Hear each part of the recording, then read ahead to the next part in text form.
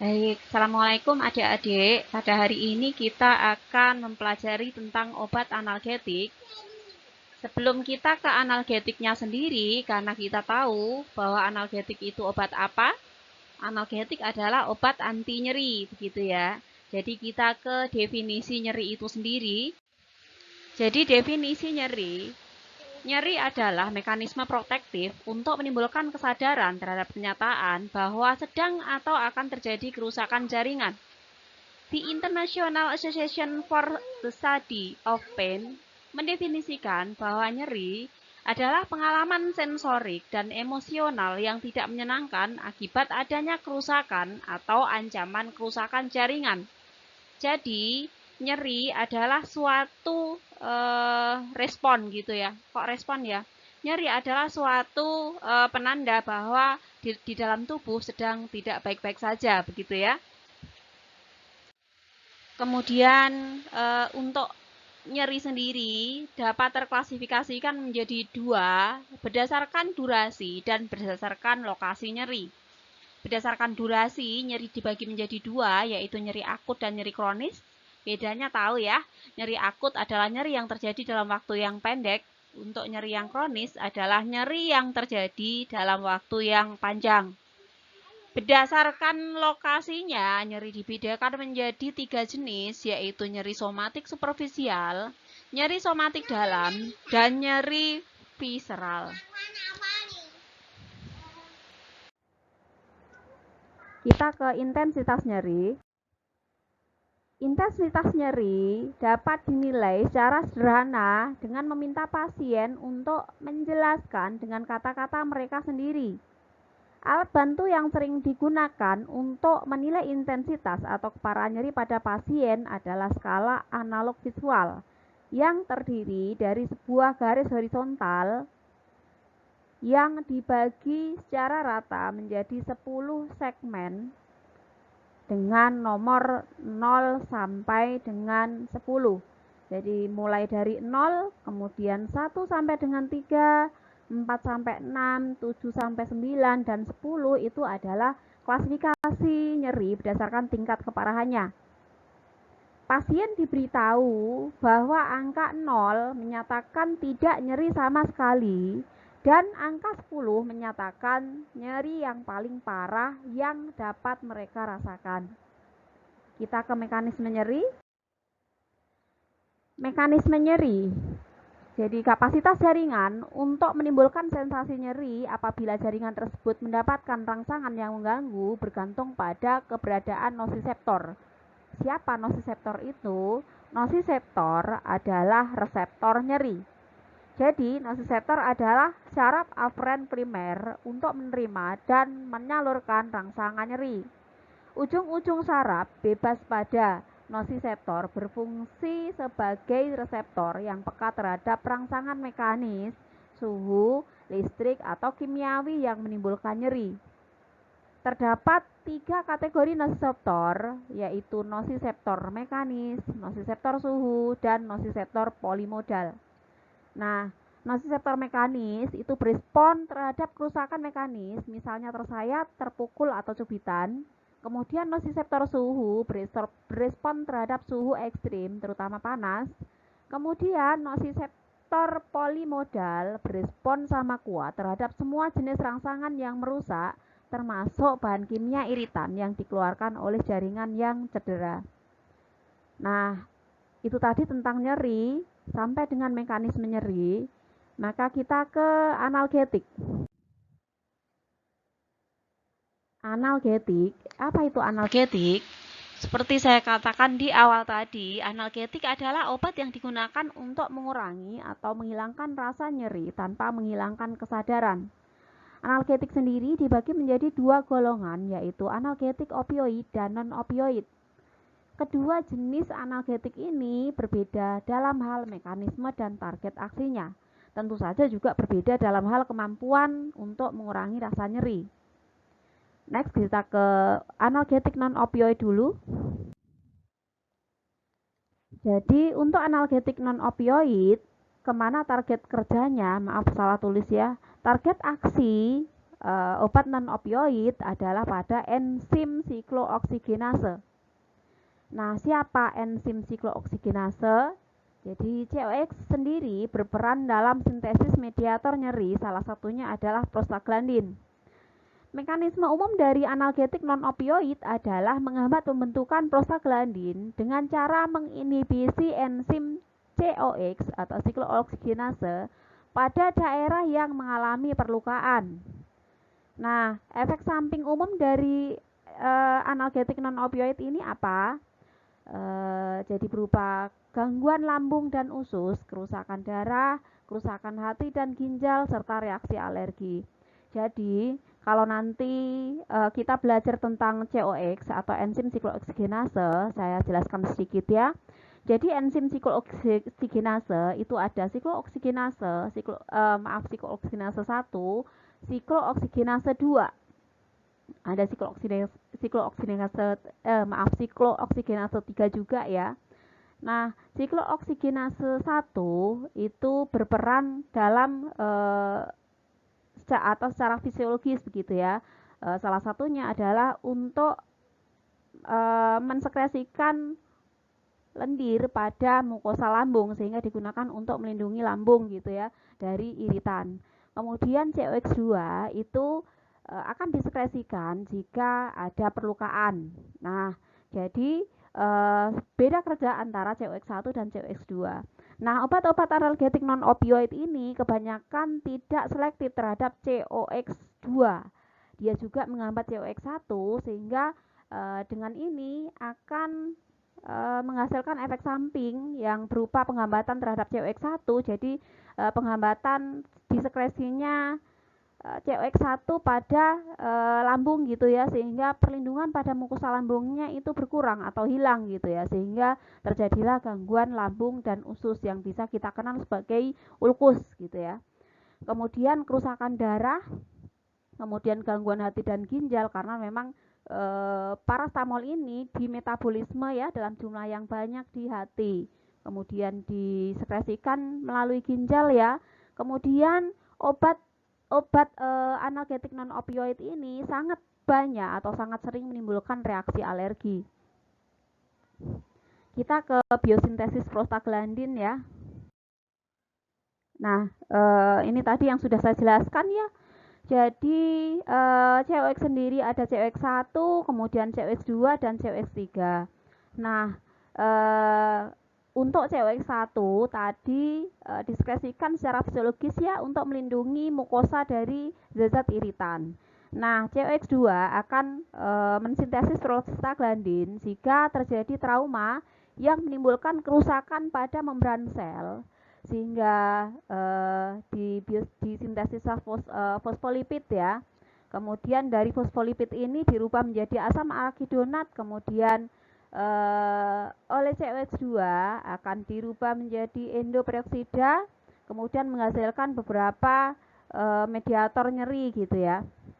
Nah, untuk COX3 ini saya tidak begitu ini ya clear ya, tetapi dia yang saya ingat bekerja pada hipotalamus gitu ya, yang bekerja pada sensor suhu di otak.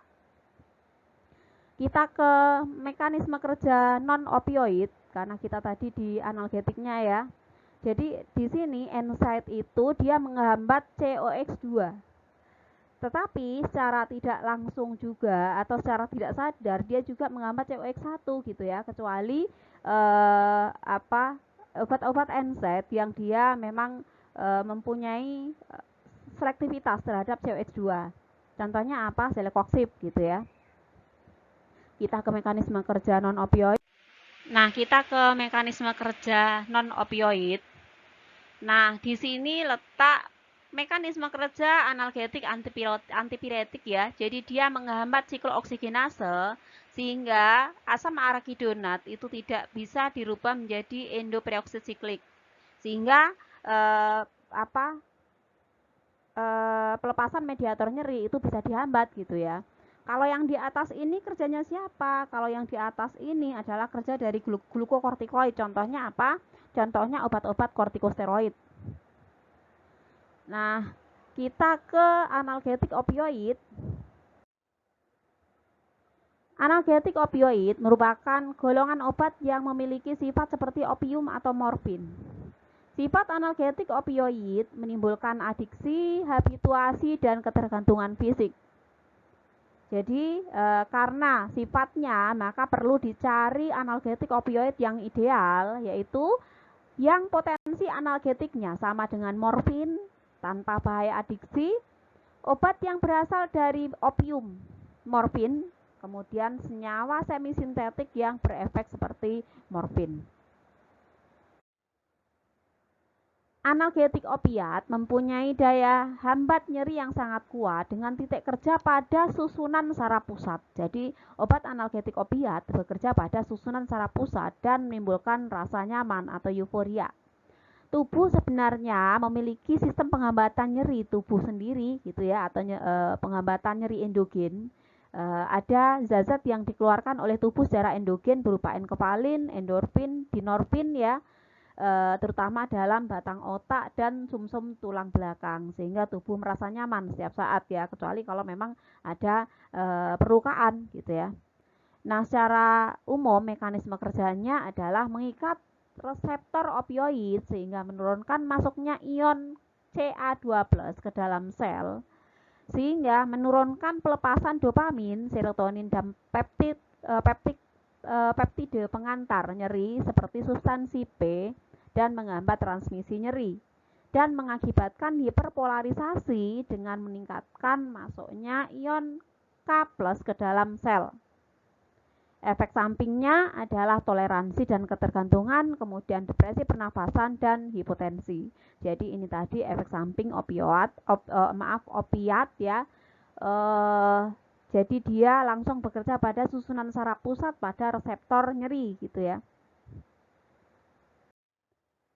Kemudian ada 3 reseptor opioid di otak, yaitu ada mu, kemudian delta, dan kappa.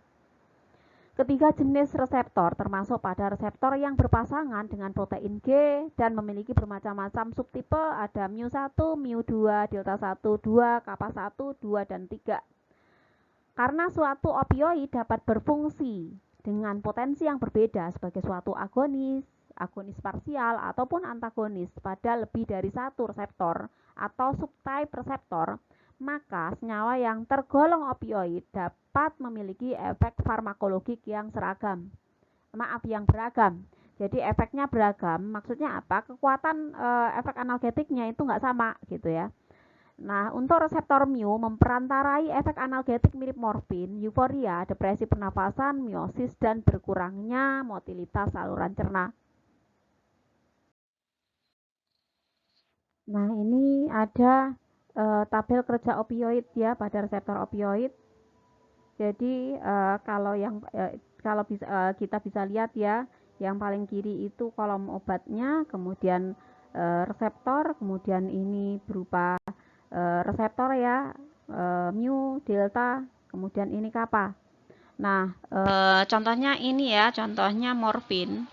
Morfin merupakan agonis daripada reseptor mu ya. Kemudian pada delta dia agonis lemah, kemudian pada kappa dia agonis lemah gitu ya. Kemudian satu lagi misalnya metadon. Nah, metadon ini kerjanya adalah agonis dari reseptor mu. Oke, kita ke mekanisme analgetik opioid. Jadi di sini obat analgetik opioid bekerja pada reseptor opioid begitu ya. Nah, di mana tempat kerjanya? Jadi di sini kalau kita mengenal ini ada neuron gitu ya. Nah, di sini di dalam postneuron ada vesikel yang berisi transmitter gitu ya. Nah, transmitter itu akan dirilis ke dalam sinaps ya. Nah, dan kemudian dia akan bertemu dengan reseptornya di presinap gitu ya. Nah, di sini transmitter ini jika bertemu dengan reseptornya maka akan menimbulkan rasa nyeri gitu ya. Nah, kalau reseptor ini dihambat, jadi siapa yang menghambat reseptor ini adalah obat-obat narkotik. Jadi obat-obat narkotik itu memblok perangsangan nyeri dengan melekat pada reseptor nyeri gitu ya.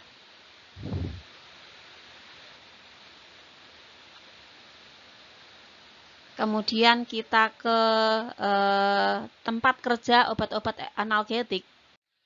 Nah, jadi di sini kita bisa tahu di mana letak dari kerja obat-obat analgetik.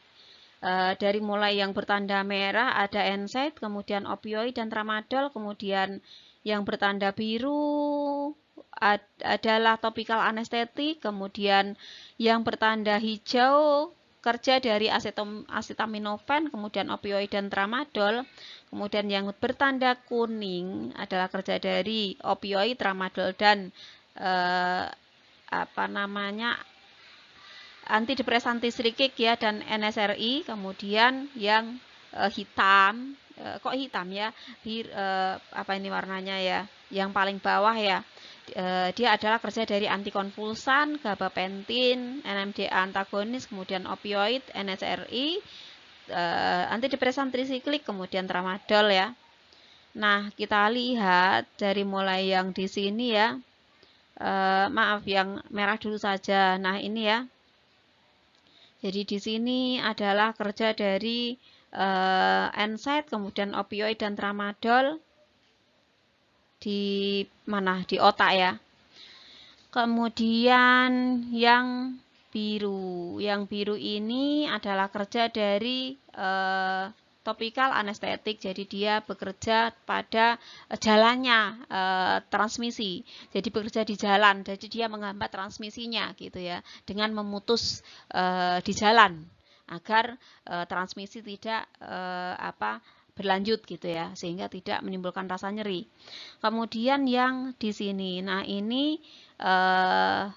yang di sini ini adalah kerja dari acetaminophen, kemudian opioid dan tramadol. Kemudian ini di descending pathway berupa inhibitory ya. Dia adalah kerja dari opioid, tramadol, kemudian antidepresan tricyclic dan NSRI. Kemudian yang di sini, nah ini kalau ini sih di mana ya? Kalau ini ya di talamus ya. Dia adalah kerja dari antikonvulsan, kemudian gabapentin, NMDA antagonis, opioid, NSRI, antidepresan tricyclic dan tramadol. Kita ke rekomendasi ya. Jadi kalau misalnya ada kasus nyeri, maka obat apa yang bisa kita pilihkan? Jadi penanganan nyeri menurut tangga WHO. Jadi WHO ini membuat suatu tangga yang diperuntukkan pada kita untuk memilihkan obat nyeri sesuai dengan intensitas rasa nyerinya. Yang pertama level 1, level 1 untuk analgetik non-opioid ya. Jadi analgetik non-opioid digunakan untuk mengobati rasa nyeri pada tingkat 1. Tadi ingat ya, klasifikasi nyeri tadi yang ada batang tadi ya, dari mulai nyeri 0 sampai dengan 10 ya. Nah, untuk nyeri tingkat 1 itu direkomendasikan pemberian analgesik non-opioid. Nah, termasuk apa? Termasuk parastamol. Dengan dosis berapa? 4 sampai 6 kali, 500 sampai 1000 mg per hari. Kemudian naproxen 2 kali 500 mg per hari dan diclofenac 2 kali 50 sampai 150 mg per hari. Kemudian ada satu lagi ya untuk anti nyeri yang bisa digunakan untuk level 1 ya. Ada ibuprofen dengan dosis 2 sampai 3 kali sehari 800 mg. Namun di sini parastamol sendiri hanya sedikit efektif melawan nyeri tulang, jaringan lunak, dan tumor karena memang bukan merupakan obat antiinflamasi. Kemudian, untuk pasien dengan risiko tinggi komplikasi gastrointestinal, direkomendasikan inhibitor pompa proton. Jadi, kalau misalnya pasien itu mempunyai riwayat apa ya? Contoh penyakit di gastrointestinal, ulkus misalnya, ulkus peptik. Maka pada pemberian obat-obat analgetik sebaiknya diberikan juga atau dikombinasikan dengan inhibitor pompa proton, misalnya omeprazol. Untuk apa? Untuk mengurangi efek samping yang terjadi pada lambung. Baik, kita ke level 2. Level 2 atau nyeri level 2 bisa direkomendasikan terapi analgesik non-opioid dikombinasikan dengan opioid potensi rendah. Di sini analgetik opioid potensi rendah yang digunakan bersama-sama analgetik non-opioid direkomendasikan untuk pasien dengan nyeri derajat 2. Ini berdasarkan tangga WHO Pain Relief. Jadi obat-obat yang ada di sini termasuk dihidrokordein, kemudian tramadol, tilidin. Perlu diketahui tidak direkomendasikan mengkombinasikan opioid level 2 dan 3 karena dapat melemahkan efek farmakologis. Kemudian untuk level 3, obat yang digunakan adalah analgesik non-opioid ditambah atau dikombinasikan dengan opioid potensi tinggi. Kombinasi analgesik non-opioid dan opioid potensi tinggi direkomendasikan untuk manajemen nyeri tingkat 3 WHO. Jadi ini termasuk apa saja? Ada morfin, hidromorfon, kemudian fentanyl, oksikodon ya.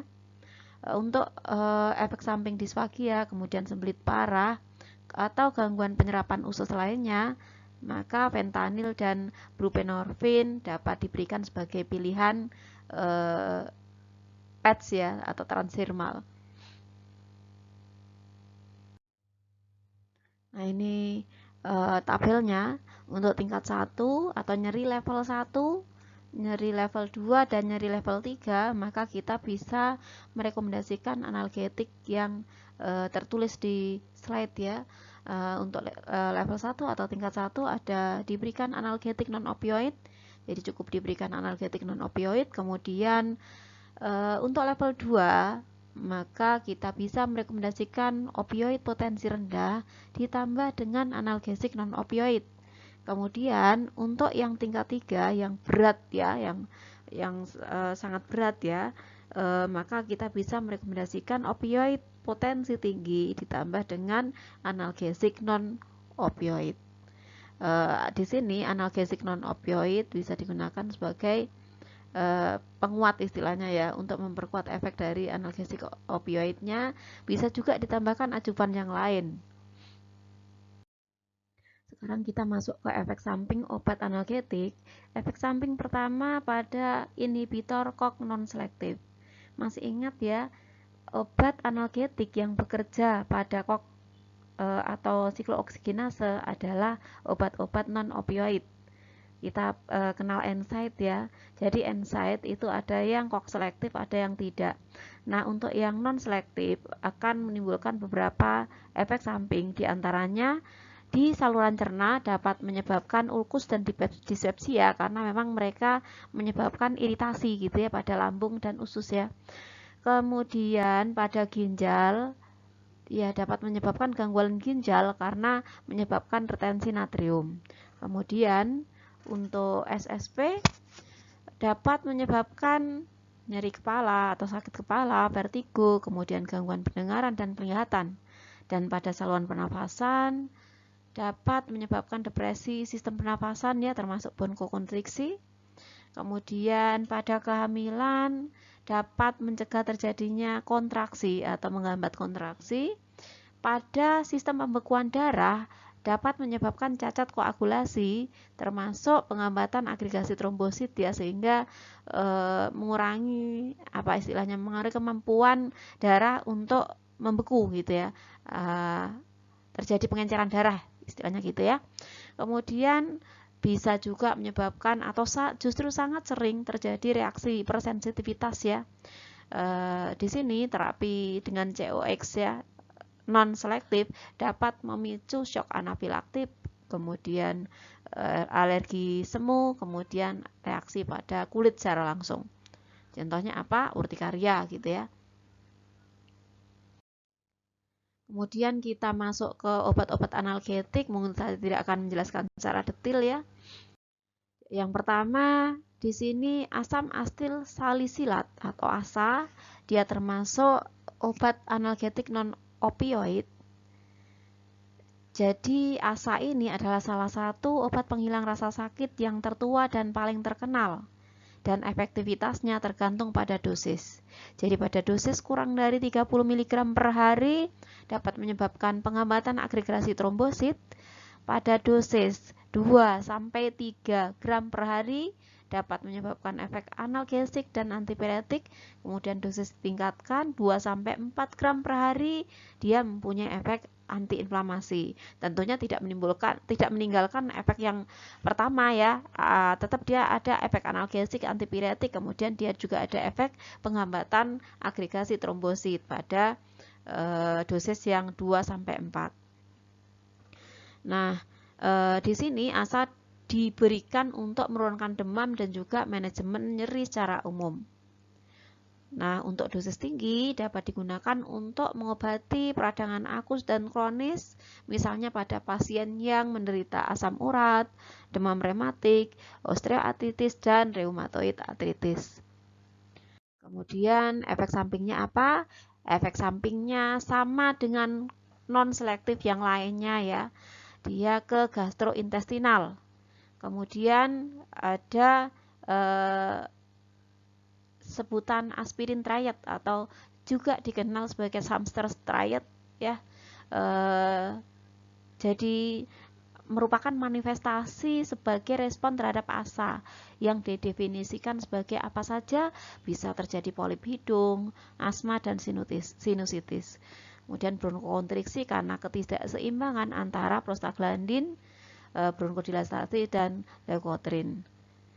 Kemudian bronkokonstriksi ini menghasilkan apa yang disebut asma analgesik. Kemudian resiko perdarahan meningkat setelah pengobatan dengan ASA karena trombosit terjadi penghambatan. Maaf tulisannya belepotan ya ini ya. Jadi meningkatkan resiko perdarahan karena dengan terapi ASA dapat menyebabkan penghambatan agregasi trombosit. Kemudian selain itu ada sindrom Reye, gitu ya, adalah efek samping lain yang terkait pada pengobatan ASA, terutama pada pemberian anak di bawah 16 tahun. Contoh obat analgetik non-opioid yang berikutnya ada ibuprofen. Ibuprofen ini mempunyai efek sama dengan ASA. Jadi dia mempunyai efek analgetik, antipiretik, dan antiinflamasi. Efek sampingnya juga sama ya, efek gastrointestinal, tetapi lebih kecil efek sampingnya dibandingkan dengan ASA. Kalau misalnya konsumsi ASA dengan ibuprofen secara bersamaan, maka dapat menurunkan penghambatan ASA pada agregasi trombosit karena saling bersaing ya pada pusat katalitik di COX1. Kemudian obat yang ketiga dari non-opioid ada diclofenac. Diclofenac mengurangi rasa sakit lebih efektif daripada ASA ataupun ibuprofen. Efek samping yang khas berupa sama ya, berupa efek yang tidak nyaman pada gastrointestinal ya, karena memang dia COX non-selektif gitu ya. Kemudian obat berikutnya parastamol. Obat parastamol ini juga termasuk obat non-opioid ya, digunakan untuk analgesik antipiretik. Obat ini tidak mempunyai efek antiinflamasi ya, dan obat ini merupakan obat anti nyeri atau anti demam yang punya efek samping terendah ke gastrointestinal.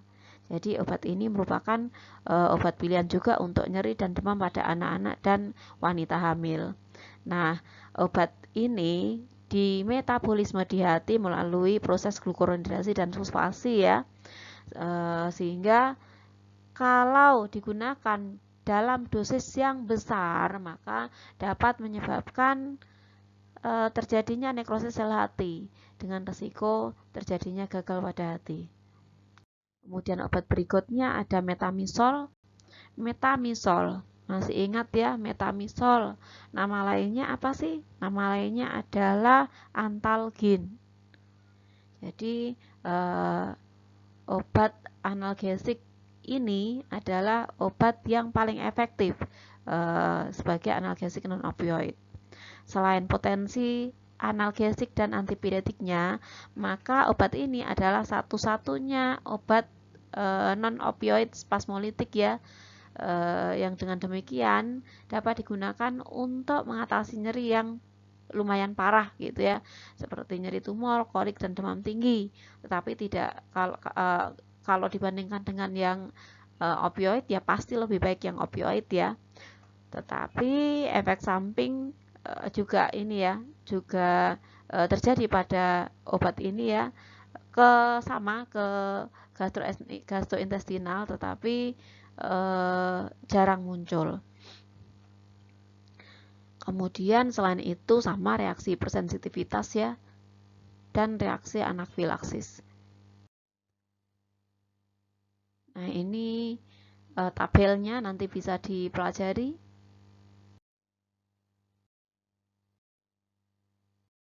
Baik, saya rasa ini dulu penjelasan saya. Jika ada pertanyaan, silahkan dituliskan di wall GC ya, atau dituliskan di kolom komentar di YouTube ini. Terima kasih semuanya. Assalamualaikum warahmatullahi wabarakatuh.